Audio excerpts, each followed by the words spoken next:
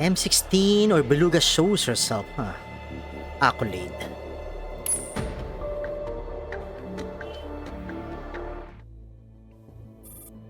In a backstage waiting room in an auditorium, Frankfurt. William sits behind the curtain, quietly waiting for the investiture ceremony to begin. It is arranged by that pretentious Earl.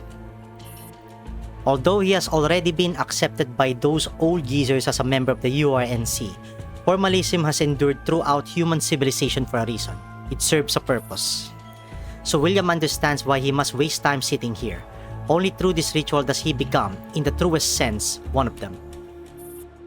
Yet in William's eyes, the true recipients of this decoration ceremony are the organizers themselves. He feels more like the trophy displayed upon the podium. Thus, this investiture, which is not part of his original plans, inevitably makes him restless. In his design, such trivialities have no place. At the very least, he should not need to appear in person. He has as many doubles as he wishes. Still, there is no need to slight the Earl over something so minor.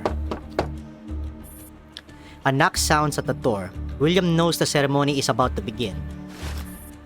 He rises, adjusts his appearance before the mirror, and follows the staff to the rear of the stage for the final preparations.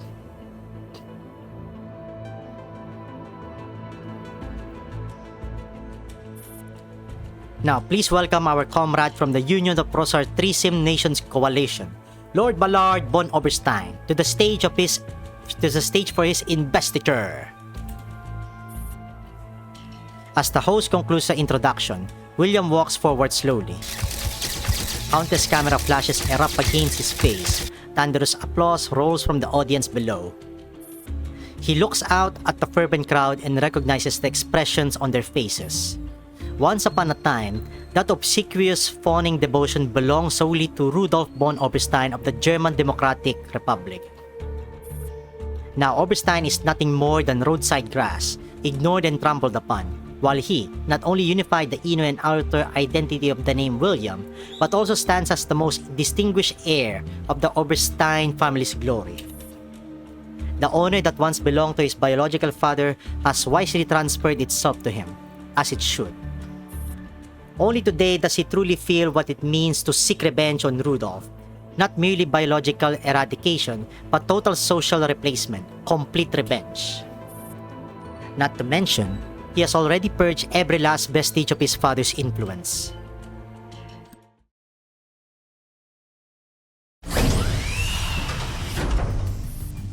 Once more, he pushes open that pitch black door.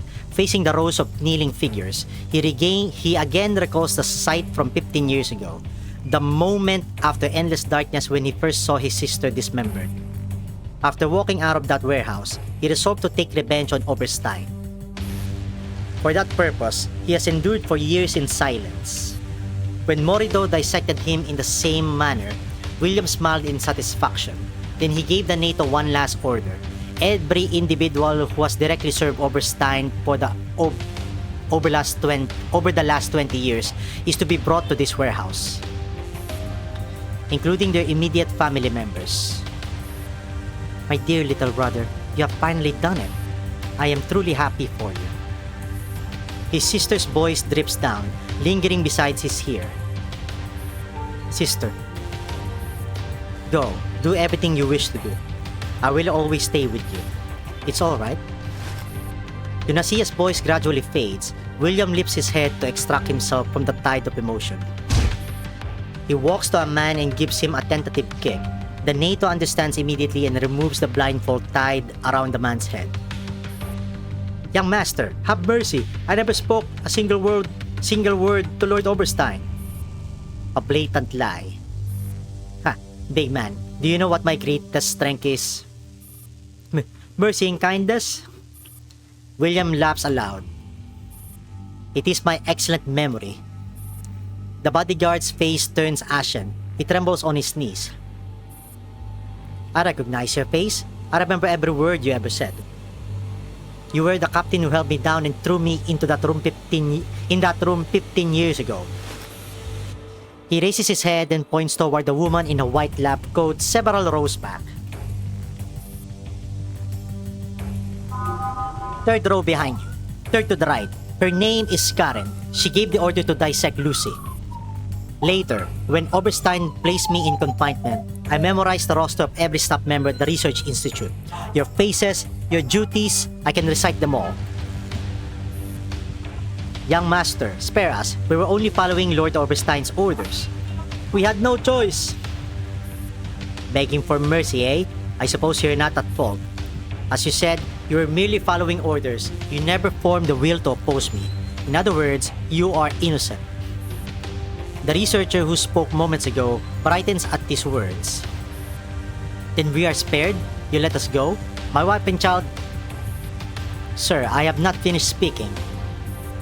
William raises his hand, displaying his fingernails. Do you know what a fingernail leaves behind when it scratches skin? He drags a nail across his right hand. There is no visible change on his skin. The answer is nothing on the macroscopic level. But on the microscopic level, whenever two objects make contact, no matter how slight, a minute scratch remains. Someone in the crowd senses danger and tries to speak, only to have their throat seized by the NATO the next instant. Though you never directly defied my will, just like that tiny scratch, your actions truly took place. And not only do I possess an excellent memory, my eyes are crystal clear. His words flood the warehouse with despair. The captives shout, weep, and scream.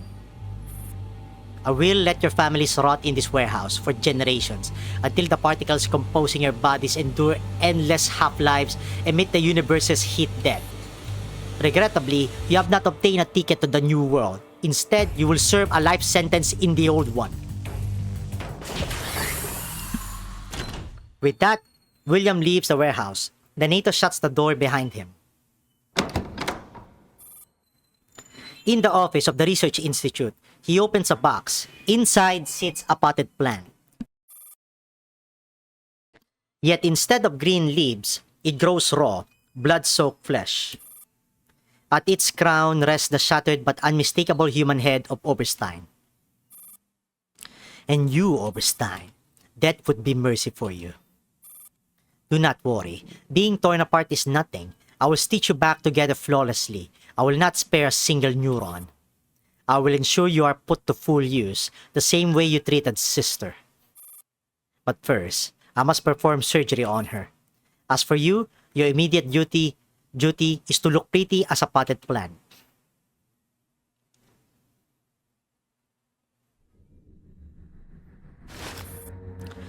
Recalling Oberstein's face again fills William with clarity and exhilaration. He smiles and waves to the audience below, responding to their fervent gaze. He knows this is necessary to secure his place in the new world. At this moment, he indeed possesses enough composure to smile at this rabble. Representatives from various sectors then come forward to shake his hand. William stands waiting. Though his composure does not extend to genuine comfort in touching this field, it is part of the ritual. He has no choice. Congratulations, Lord Oberstein. We look forward to future cooperation. Likewise. One handshake follows another.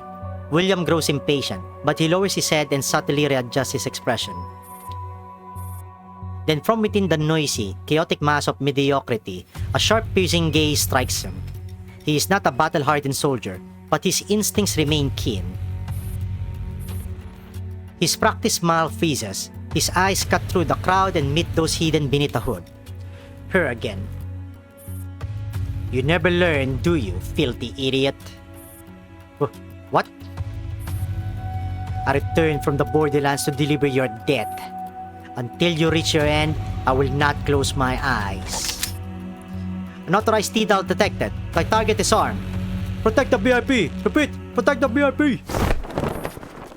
Time to pay your dues, William. Look at her.